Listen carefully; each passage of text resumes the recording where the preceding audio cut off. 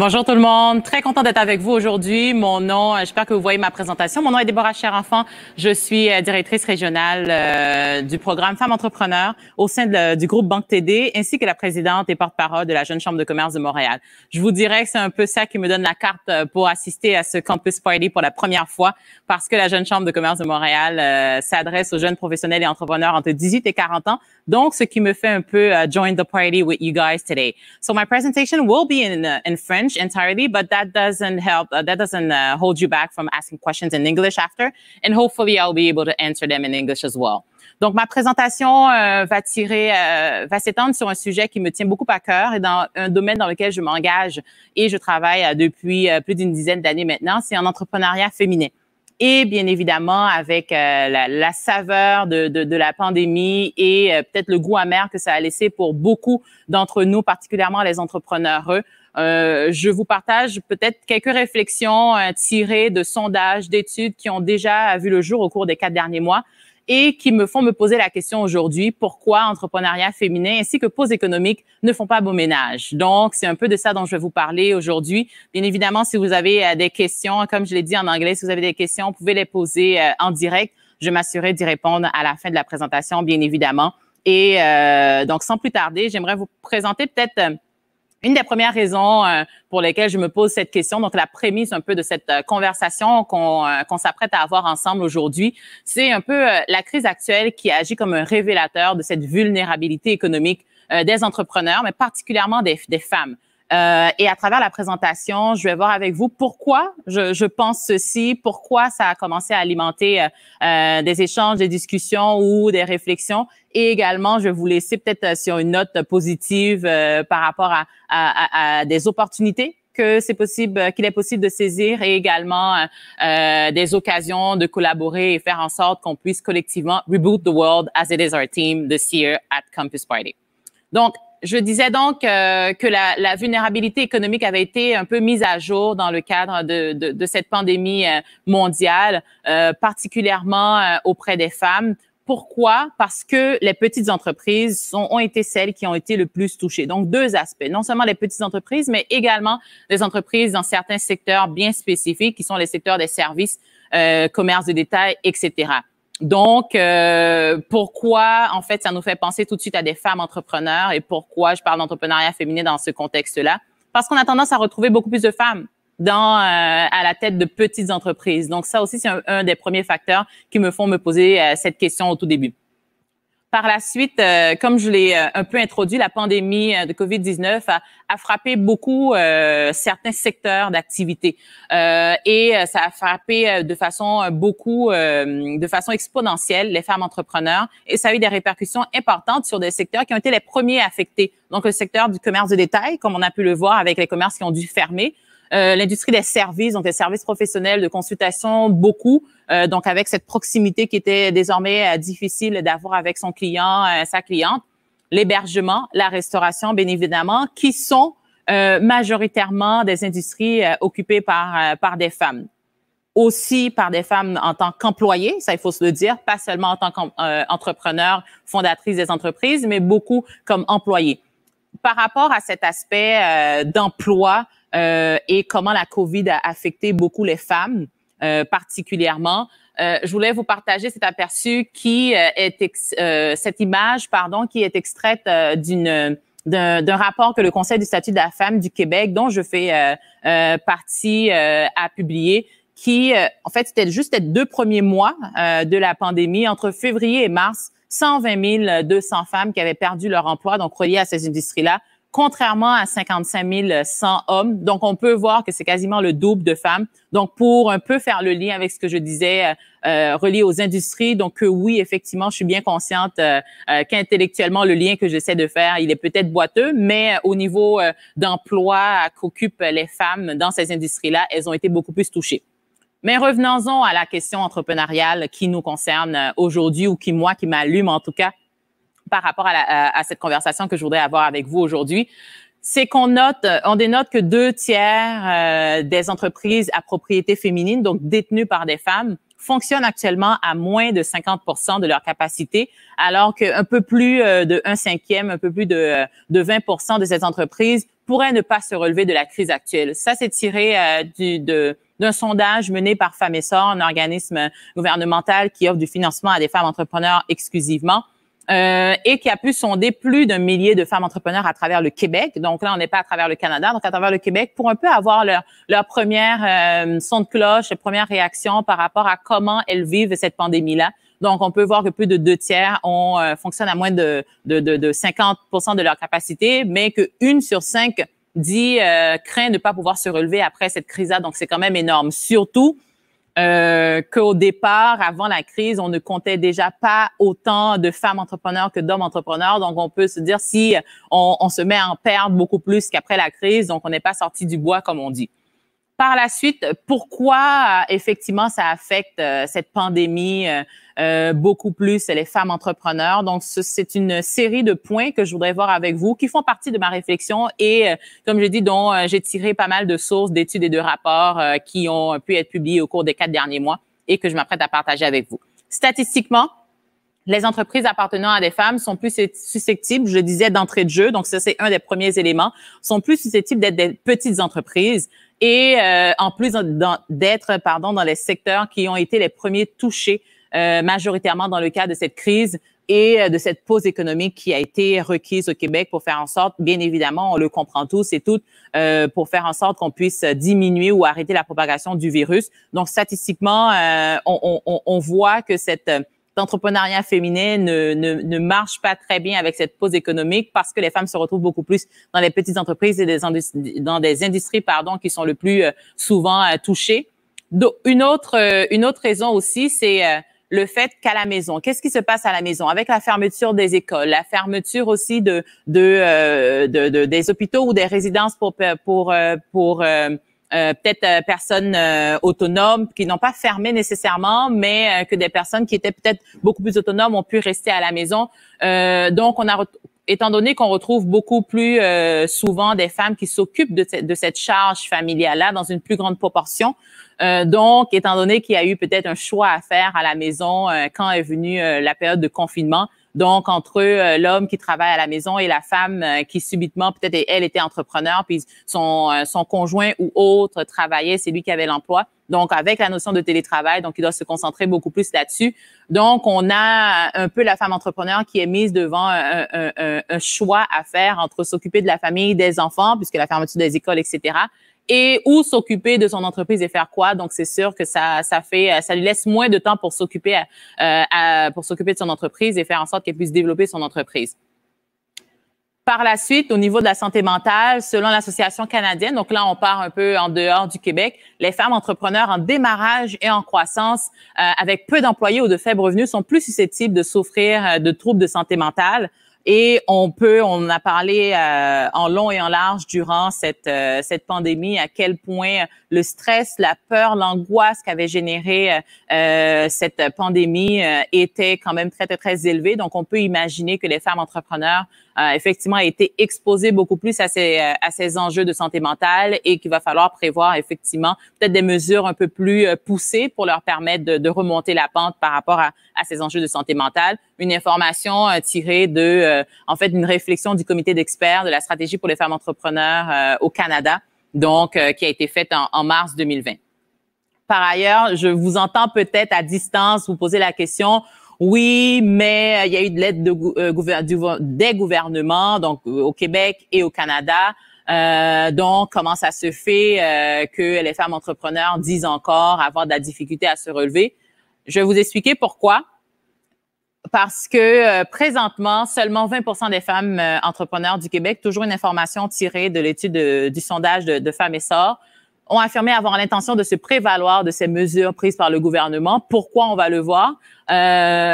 Toujours, il y a souvent des excuses ou des raisons, comme quoi l'information était difficile à trouver, mais en grande majorité, la raison était évoquée, c'était le fait qu'elle ne se qualifiait peut-être pas pour ce type de mesures, parce qu'encore une fois, on va renvoyer aux éléments qu'on a expliqués un peu plus tôt, la taille de l'entreprise, le fait qu'il y avait peu d'employés dans ces entreprises-là, le fait que c'était dans des industries bien spécifiques qui, de toute évidence, ont dû fermer. Donc, ce ne sont pas des industries qui ont eu besoin de mesures de financement tout de suite. Donc, parmi les raisons évoquées, une grande proportion dit ne pas se qualifier au programme ou ont de la difficulté à faire valoir qu'elles se qualifient au financement.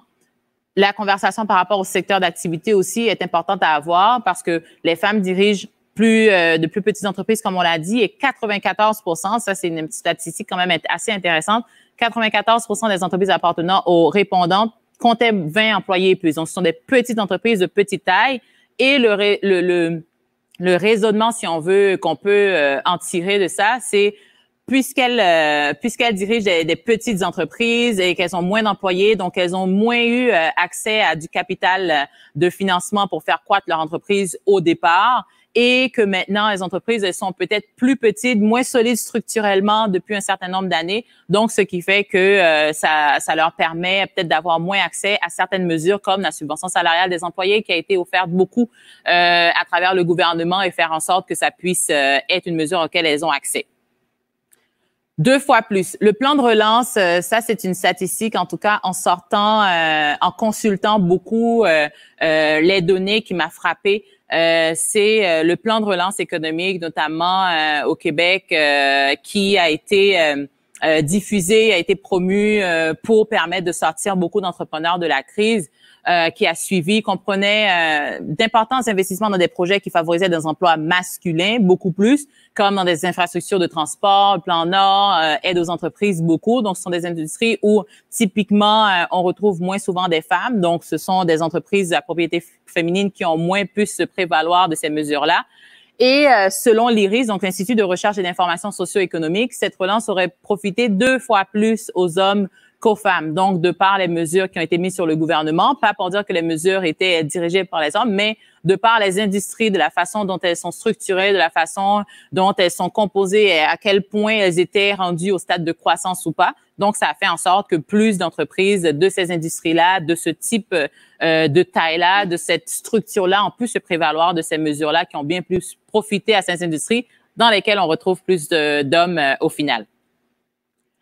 Je voulais quand même vous glisser quelques mots par rapport à ce que je fais à la TD, qui est beaucoup en lien avec l'entrepreneuriat féminin et comment on peut aider les femmes entrepreneurs de façon générale, mais aussi dans le cadre de cette crise que nous traversons tous et qui, de toute évidence, est en train de les frapper de façon un petit peu plus intense, on va dire. C'est que depuis à peu près 1 an et demi, 2 ans, la TD développe une stratégie, un nouveau segment, une ligne d'affaires femmes entrepreneurs, dont j'ai le bonheur de prendre la direction pour le Québec.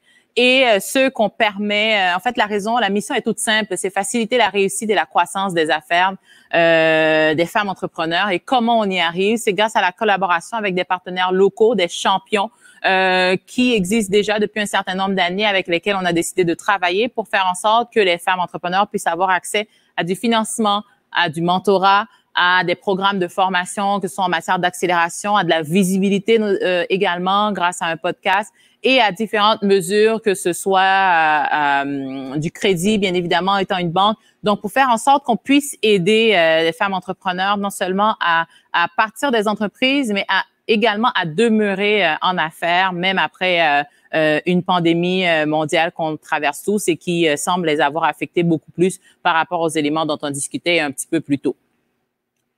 Une des questions sur lesquelles je voulais vous laisser aujourd'hui, c'est que ça, c'est une réflexion personnelle, si on veut, et je vous dirais que je n'ai pas encore totalement la réponse à ça par rapport à la situation de l'entrepreneuriat au Québec, parce que depuis plusieurs années, une bonne dizaine d'années, on a pu assister à une croissance de cette volonté d'entreprendre, de cette intention d'entreprendre. Plusieurs études le démontrent, notamment l'indice entrepreneurial québécois, pour faire en sorte de faire ressortir à quel point les jeunes, les immigrants, les femmes sont les groupes dont l'intention d'entreprendre augmente plus rapidement que les autres groupes. Et au cours des dernières années, on a pu voir que les jeunes femmes, effectivement, étaient un groupe qui augmentait beaucoup dans son ambition à lancer dans les entreprises. Mais maintenant qu'on a la situation actuellement avec la COVID et surtout l'impact que cette pandémie a eu sur les entreprises en général, particulièrement au sein des entreprises dirigées par des femmes, comme on a pu le voir un peu plus tôt durant notre conversation, C'est est-ce que vous pensez que cet entrepreneuriat féminin va diminuer ou va être un peu va souffrir un peu plus de cette situation et des impacts de cette pandémie, vu qu'on aura vu que les femmes, étant donné qu'elles partent dans des plus petites entreprises, des entreprises avec moins d'employés, dans des industries et des secteurs d'activité qui ont été plus touchés dans un contexte peut-être de deuxième vague ou de prochaine pandémie. Donc, comment on réfléchit par rapport à ça? Et aussi de voir qu'à la maison, c'était plus difficile parce qu'elle devait peut-être des fois délaisser les tâches d'entreprise, les tâches de gestion pour s'occuper de la famille. Par ailleurs, on a touché la question du capital de financement, donc de point de départ, donc ce qui fait en sorte que, en général, là, on fait de la grande généralisation, j'en suis bien consciente, mais en général, les femmes vont partir peut-être avec moins de financement de départ, donc vont beaucoup plus vouloir minimiser les risques pour faire en sorte qu'elles puissent partir très seule, qu'elle puisse faire une bonne partie du chemin seule, vont beaucoup plus se retrouver dans un statut de travailleuse autonome, donc de sole proprietor of their company. Donc c'est beaucoup tous des facteurs qui ont fait en sorte qu'après une crise comme ça, que l'impact se retrouve plus grand pour les femmes entrepreneurs. Donc dernière slide, si jamais vous avez envie d'en discuter, de discuter de tous ces points par rapport à l'entrepreneuriat féminin et bien évidemment de comment la COVID a affecté beaucoup plus, ça sera avec plaisir que j'échangerai. Donc, si jamais vous avez des questions, ça me fera plaisir d'y répondre à tout cet échange-là et de voir comment vous réfléchissez, vous également, à la question de l'entrepreneuriat féminin X pause économique.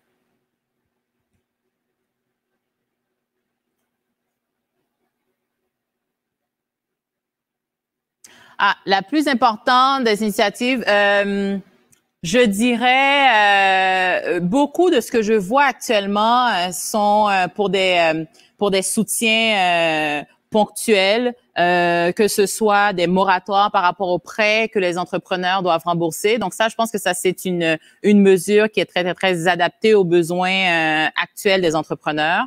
Je pense aussi ce que j'ai vu de très intéressant aussi, qui est peut-être très adapté aux femmes entrepreneurs, c'est peut-être, et ça c'est un élément sur lequel on travaille notamment aussi à la Jeune Chambre de commerce de Montréal, c'est de voir un peu par rapport au congé de maternité pour les femmes entrepreneurs, parce qu'on parlait de charge de la famille, mais une fois, si, mettons, on a des femmes entrepreneurs qui étaient enceintes pendant la période de la pandémie, comment s'assurer qu'elles puissent non seulement faire leur congé de maternité, mais aussi retourner au sein de l'entreprise, mais l'entreprise a subi une baisse de l'activité. Donc, comment faire en sorte qu'on puisse concilier les deux? Donc, je pense que ça, ce sont des initiatives qui répondent ponctuellement, mais de façon très pointue et personnalisée aux besoins spécifiques des femmes entrepreneurs. Donc, je dirais que ça fait partie des initiatives les plus importantes et qui amèneront des changements positifs.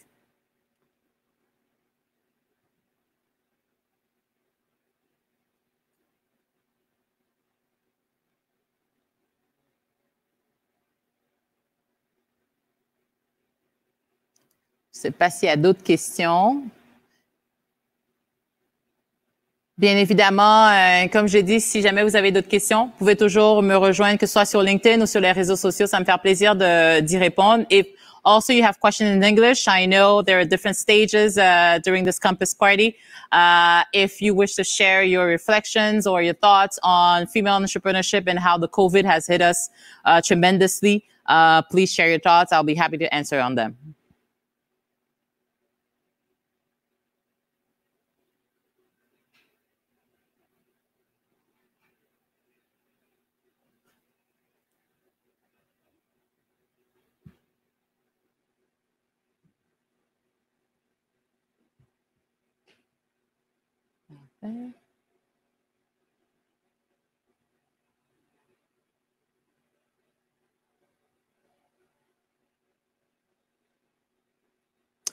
Prochain défi. Bonne question. Prochain défi, je dirais que ce serait de faire en sorte que l'entrepreneuriat, de façon générale, oui, féminin aussi, que l'entrepreneuriat ne soit encore plus stimulé et soit aussi une voie d'avenir et un choix de métier pour beaucoup de jeunes entrepreneurs. Donc, ça, c'est un défi que je me donne et faire en sorte de rendre l'entrepreneuriat attrayant et intéressant pour beaucoup de jeunes personnes. Donc, je ne sais pas encore comment le faire, mais ça va faire partie des prochains défis, définitivement, réflexion, action, initiative auxquelles je vais penser définitivement.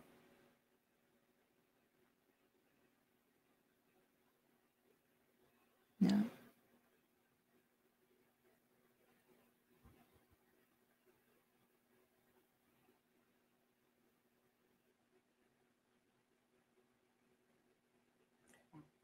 C'est bon. C'est bon? OK.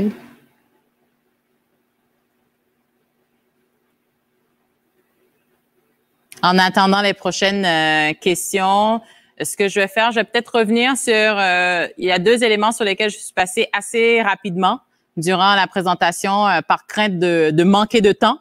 Donc, je vais revenir juste sur un élément par rapport aux statistiques et surtout l'aide gouvernementale qui est disponible actuellement. Donc, au tout début de ma présentation, je vous parlais un peu juste ici. Parfait. Donc, juste ici de la prémisse un peu de la réflexion sur la crise actuelle comme révélateur de la vulnérabilité économique des femmes. Donc, pour un peu échanger sur comment ça a été structuré, justement, cette offre gouvernementale-là et pourquoi ça a moins rejoint les femmes entrepreneurs. Donc, pourquoi un peu ça a comme alimenté ma réflexion en ce sens-là. Et beaucoup des programmes actuellement, comme je disais, que ce soit par rapport à la subvention salariale, que ce soit par rapport à la formation, qui sont aussi beaucoup des besoins actuels des femmes entrepreneurs avant la crise et qui ont été beaucoup plus mis en évidence dans le cadre de ce contexte qu'on a tous traversé ensemble. Et je vois une question arriver. Je vais juste adresser dans deux petits instants. Par rapport à la situation aussi pour le secteur d'activité que j'ai beaucoup touché pendant cette présentation-là, c'est par rapport au fait que oui, effectivement, il y a beaucoup de femmes qui sont à l'emploi dans ces industries-là, mais également des femmes qui sont entrepreneurs dans ces industries-là également. Donc, c'est juste de faire la nuance parce qu'effectivement, on peut voir qu'il y a beaucoup plus de femmes qui ont perdu leur emploi durant cette crise. Et aussi un élément peut-être que je n'ai pas touché parce que c'était beaucoup plus une question employé versus entrepreneur, c'est la question salariale. Donc, et si vous allez, je vous recommande fortement peut-être d'aller voir ce rapport du Conseil du statut de la femme sur le site du Conseil du statut de la femme d'ailleurs, qui publie véritablement les raisons derrière cette plus grande perte d'emploi. Donc oui, il y a le secteur d'activité, mais il y a aussi le fait que les salaires qui sont gagnés par ces femmes-là étaient beaucoup plus des salaires précaires, donc ils leur mettaient dans des situations précaires, donc il fait en sorte que ça a été les postes les plus rapidement coupés également. Donc, on a retrouvé beaucoup plus de femmes dans ces postes-là, donc à bas salaire, à statut précaire, donc ce qui fait en sorte que ça a été plus rapidement des personnes mises à pied aussi dans des industries qu'on a nommées un petit peu plus tôt. Mais également un troisième point par rapport au fait que la COVID effectivement a touché beaucoup plus de femmes de façon générale, pas seulement entrepreneurs, mais c'est par rapport aussi au type d'emploi. Donc, qui est un peu relié à la question salariale, donc où on retrouve des femmes non seulement en termes d'équité salariale qui ne gagnent pas le même salaire que les hommes à compétences égales. Donc, au Canada, on est à peu près à 82 sous pour le dollar en matière de salaire femmes versus hommes.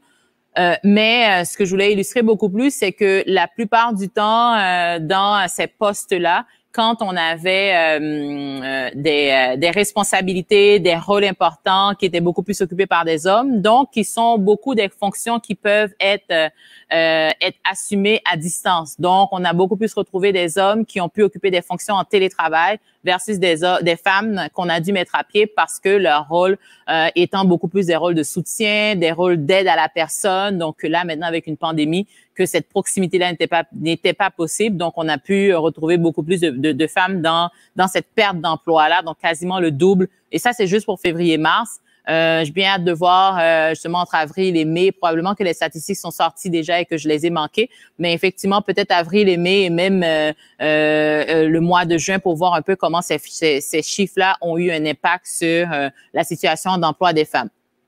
Je vois une question. Est-ce qu'il y a des programmes gouvernementaux qui peuvent mitiger la situation? Je pense que oui. Mitiger, ça dépend. Je pense qu'il y a des programmes gouvernementaux spécifiques. D'ailleurs, le Canada, à l'auteur du Canada, il y a une stratégie pan-canadienne de femmes en entrepreneuriat qui vise à doubler le nombre de femmes entrepreneurs d'ici 2025, notamment chapeautée par la ministre Ng. Donc, je pense effectivement qu'il y a des programmes spécifiques qui peuvent être mis sur pied pour faire en sorte qu'on puisse aller chercher d'autres types de données, de rapports, de statistiques pour renverser un peu la vapeur et faire en sorte qu'on puisse avoir une situation, un traitement personnalisé, adapté pour les femmes entrepreneurs qui, de toute évidence, ont eu la situation un petit peu plus difficile que les hommes entrepreneurs dans un contexte de COVID. Donc, je pense que ce n'est que normal d'avoir peut-être des réponses adaptées à une situation particulière parce que ça a été véritablement une situation particulière de voir à quel point cette crise-là a permis de mettre, on en parle beaucoup dans les nouvelles, a permis de mettre en exergue d'autres crises. Donc, ça fait en sorte qu'effectivement, on puisse être devant un cas comme ça, de pouvoir répondre de façon adaptée à des besoins spécifiques avec des programmes gouvernementaux. Et il faut que les gouvernements, effectivement, soient sensibles à cette situation-là. Et je pense qu'effectivement, le Québec et le Canada le sont. Maintenant, on attend de voir les mesures. Le Canada l'a fait. Je pense que le cabinet de la ministre Ng a sorti une stratégie et une aide spécifique. Le Québec est en train, je pense, de réfléchir à une formule pour aider, ils ont déjà fait par rapport aux entreprises, à l'entrepreneuriat de façon générale. Maintenant, c'est de sensibiliser par rapport à la situation spécifique des femmes entrepreneurs et de voir comment on peut les aider de façon un peu plus personnalisée. Donc, je pense que ça couvre l'intégralité du temps qu'on a fait ensemble aujourd'hui. Donc, comme je disais, si jamais vous avez des questions, n'hésitez pas à vous joindre à mon réseau sur LinkedIn ou à échanger sur les réseaux sociaux. Je présente sur pas mal tous les réseaux sociaux et au plaisir de continuer le party sur le campus avec vous, même à distance.